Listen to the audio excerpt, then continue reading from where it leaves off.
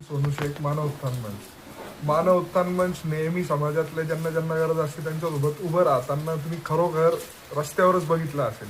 तशीच आता आपल्या मदतीची गरज आहे मराठवाड्याला.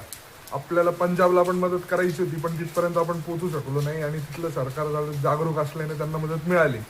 खूप प्रमाणात नाही मिळाली, पण थोडीफार तर मिळाली. पण मराठवाड्यात तसं नाही आहे. मराठवाड्यात पाऊस सुरूच आहे आणि काल रात्रीच परत एकदा वेदर फोरकास्ट डिपार्टमेंटने सांगितले की आता अजून 4 दिवस पाऊस पडणार आहे.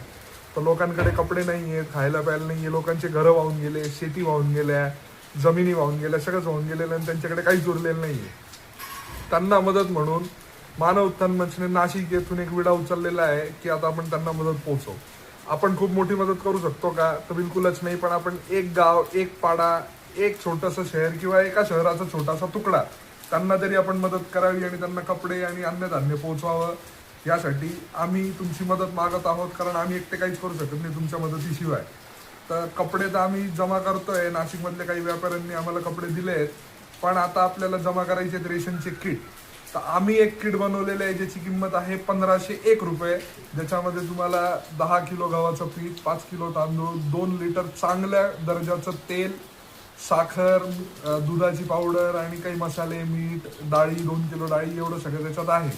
तर तुम्ही 1501 रुपये हे डोनेट करू शकता 8087479204 या नंबरवर फोन करून. आम्ही तुम्हाला एक QR कोड पाठवू. तो आमचा पर्सनल नसून मानव उत्थान मंचच्या करंट अकाउंटचाच QR कोड असणार आहे. त्याच्यावर पण तुम्ही मदत करू शकता.